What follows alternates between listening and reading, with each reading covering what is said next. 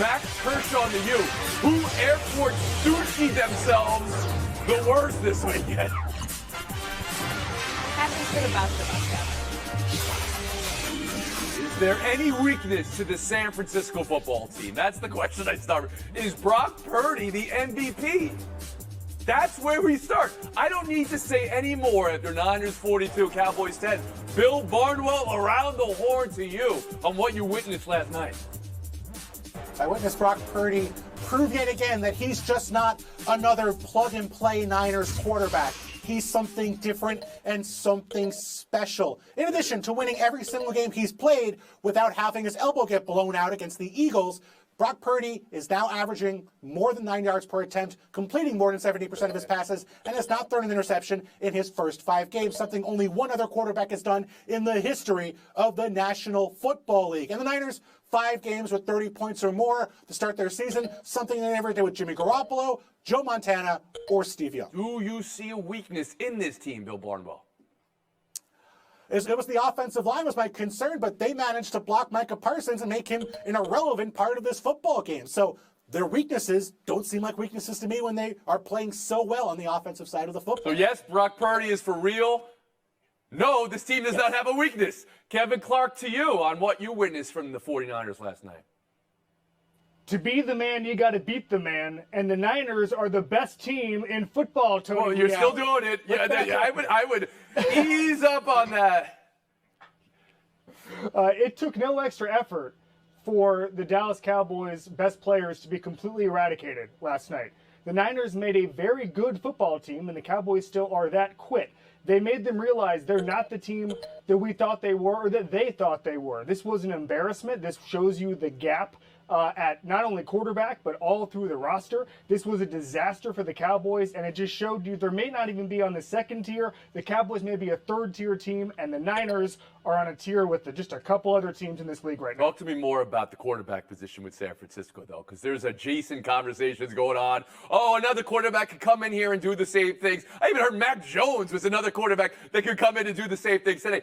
What you see from Purdy and how real this is, Kevin? Well, a lot of guys could fail at this, and he's not doing it. He's throwing on time, he's throwing accurately, and he's running this Kyle Shanahan offense as good as anybody has in a very long time. Better than Jimmy Garoppolo, better than any of those plug-and-play guys over the past couple of years, as Bill alluded to. This is the Shanahan offense in its most perfected form that we've seen. So sure, I'm sure you could get a couple guys who'd be better at this, but there are very few guys walking this earth who could do what Kyle Shanahan asks him to do better than Brock Purdy. Okay, but there seems to be some hesitancy to say he's a legit MVP of this season from Clark at the moment. Harry Lyles Jr. You can go Purdy, or you can go any weaknesses you think there might be for this 49ers team. I'm not sure if you're going to find one.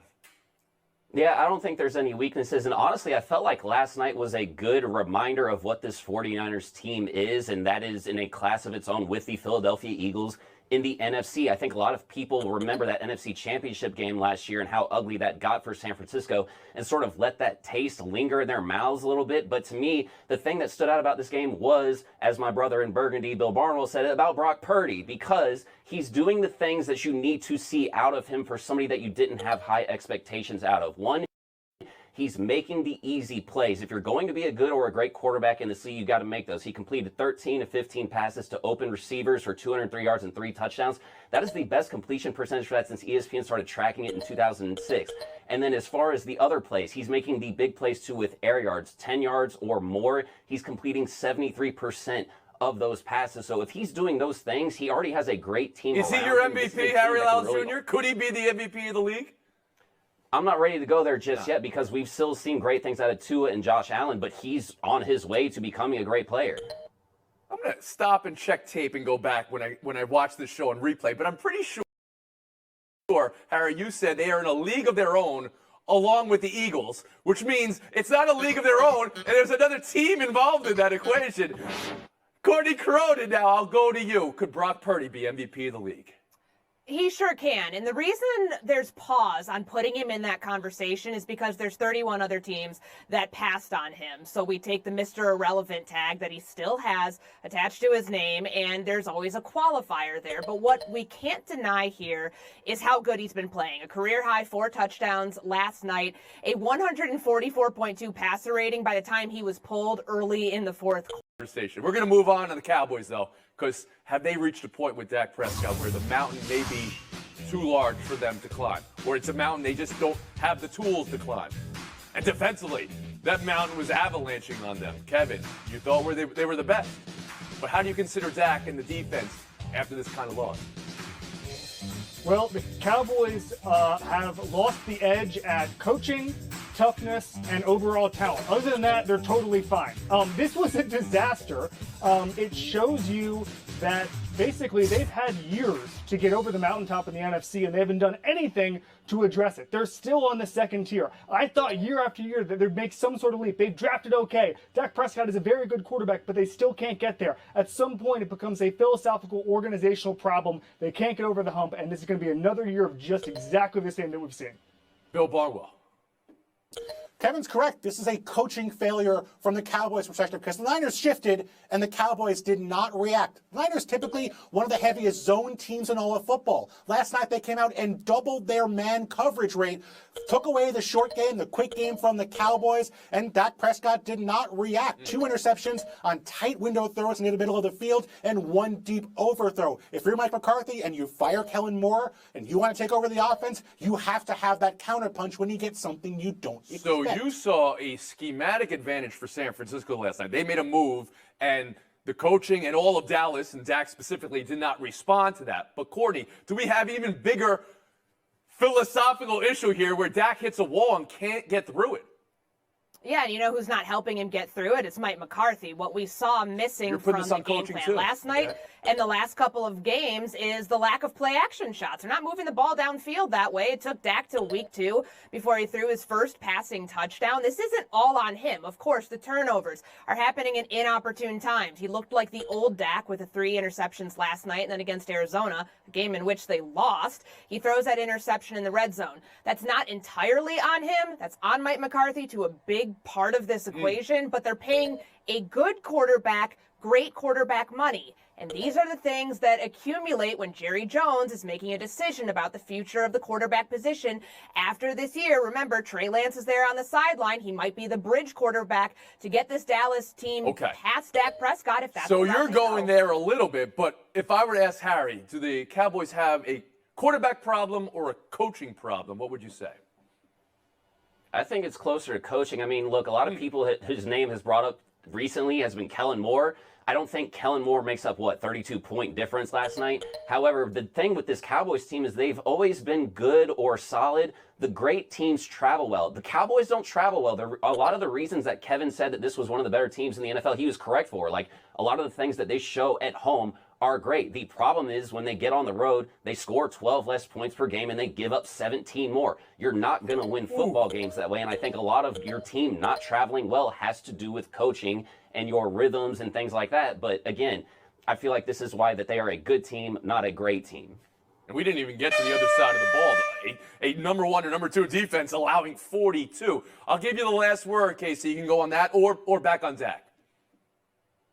Yeah, Dak in particular, he was talking all week about how he was thinking about the playoff game from last year, every moment of every day. This is not the game you can play after that. And it shows you that they thought they were going to have a better Sunday. This was just a total organizational letdown. I don't know how you recover for the rest of the year. Don't take them seriously until further notice. We've been horned. We move on. Another headline, the Patriots. Have you ever seen a quarterback benched in back-to-back games and still have their job? That's what we're hearing. Mac Jones still the QB1 for New England. And then for the greatest coach of all time, have you ever seen that man have his worst loss ever followed up with 34-0 loss? Courtney Cronin on the major malfunction on the bottom of rock bottom for New England. The Patriots have gotten progressively worse since the end of the 2021 season, and Bill Belichick is the common denominator there. Last 2 games lost by a combined score 72-3, and I don't know how to say this in a nice way. This might not be the worst that it gets, Tony. When you take a look at Bill Belichick, the coach, some of the decisions that he's made make you believe he's throwing in the towel. His team's down 24-0 in the third quarter. He opts to punt from the Saints' 40-yard line on 4th and 3, so that's giving up when there's 25 minutes of game time left. And then Bill Belichick, the general manager, decides that he's going to ignore all of his offense's issues and hire Bill O'Brien to come in here and save the day. What that's resulted in is your starting quarterback being benched in back-to-back weeks, and frankly, no solution in sight. Well, you here. put this all on Belichick. You don't even think, okay, Mac Jones' name did not come up in that answer. Harry Lyles Jr.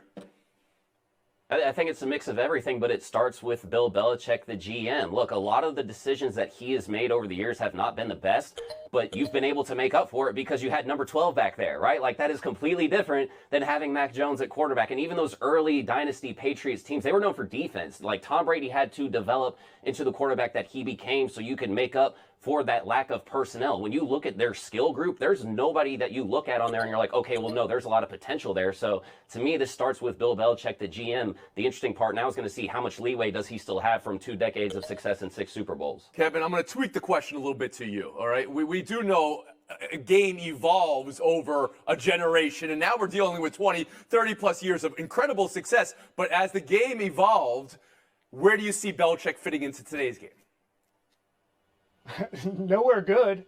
This is a guy who solved every problem over a 25-year period. He innovated basically at every edge in football over that time, and it seems like he's out of ideas. The lucky thing for Bill Belichick is the guy evaluating his job performance isn't Bill Belichick, because Belichick always cuts bait a year early. He gives no slack. He gives no patience, and yet he's going to get that, the thing he never afforded anybody else, because he has earned it through Robert Kraft. So we will see what happens, but I just see a guy who's out of innovations, who did it at a higher level than anybody in the history of coaching, who just doesn't seem to have another pitch. And as someone who has such great respect for what he's done with the sport, it's sad to see. Wow. And Bill, are you there? Are you where Kevin is right there? With the game where it is and Belichick where he is?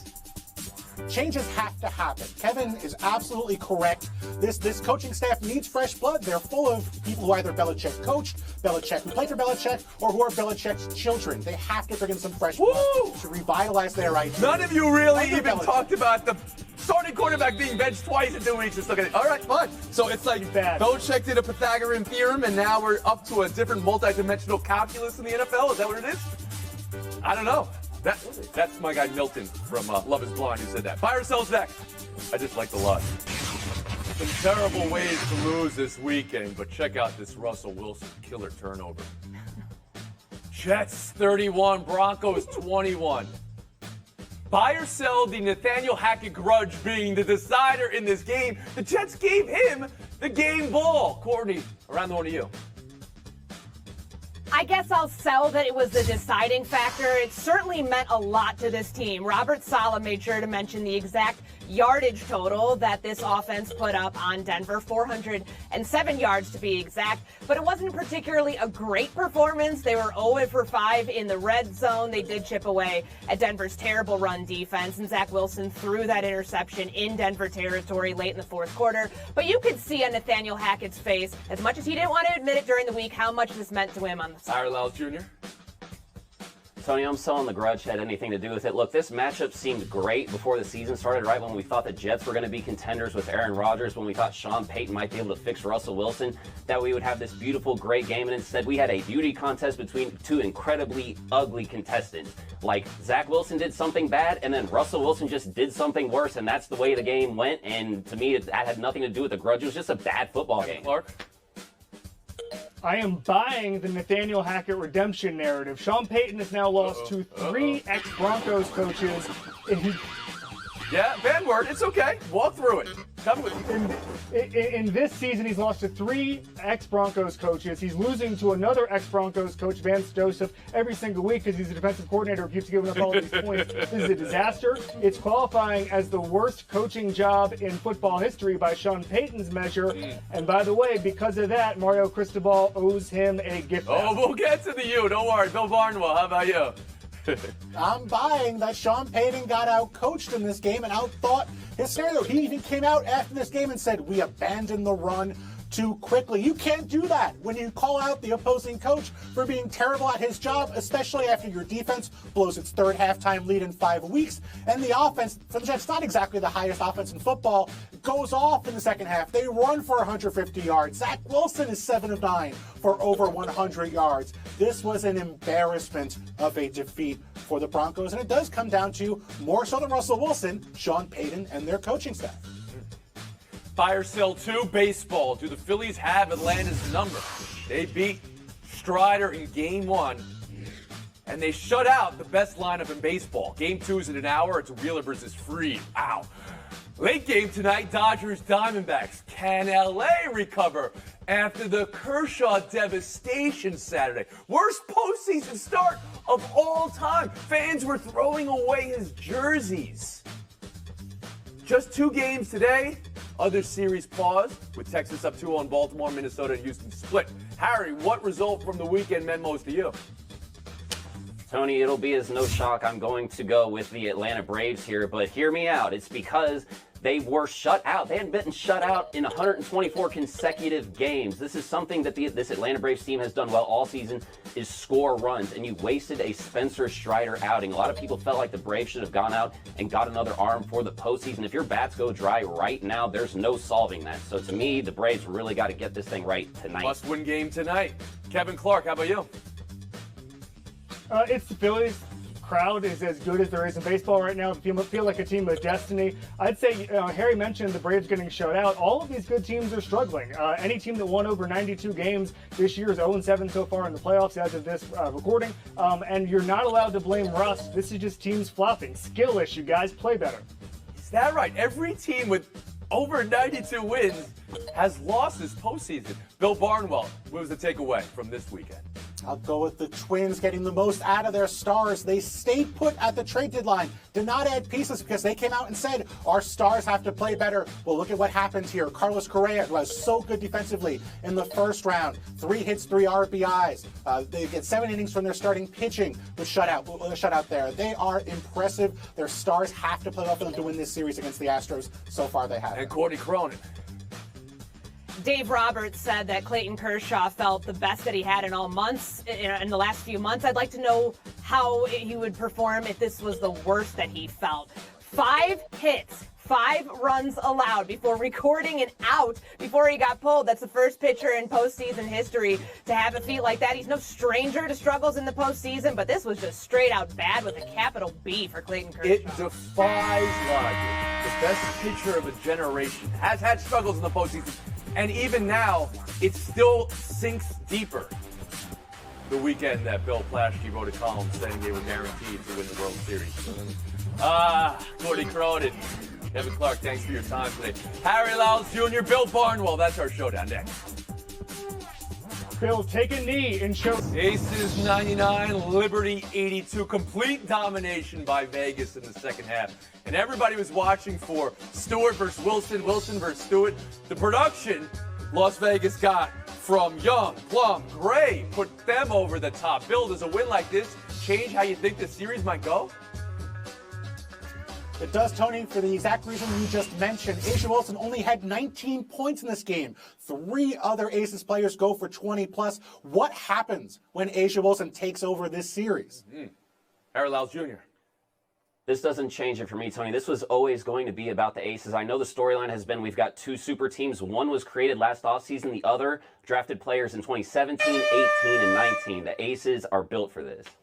They're only super teams if they come from the super region of France. At this moment, they're just teams deciding who's going to win the World Championship. We'll move on. College, Miami. Oh, man. Look at the bench here. What are we doing? Harry, is there anything Mario Cristobal can say to his team to answer that question? What the bleep are we doing?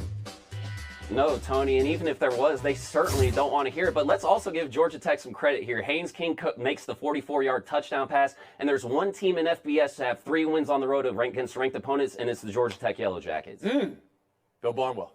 No, this is the easiest thing you can do as a head coach, easier than picking what shoes to wear or whether to pick heads or tails during the coin toss. Gregory Cristobal has done this at Oregon. He's done it for years running the ball late in games. He has cost himself any credibility. Harry Lyles Jr., 30 seconds of FaceTime.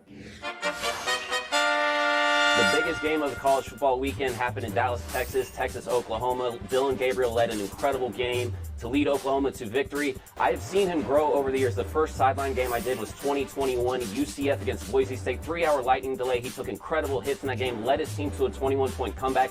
To see him now, a man from Hawaii, go halfway back across the country, win that game at Oklahoma at the biggest neutral site game in North American sports has been incredible. Good luck to them the rest of the way. Hopefully we get to see a Red River matchup, possibly in the Big 12 Championship in Jerry World.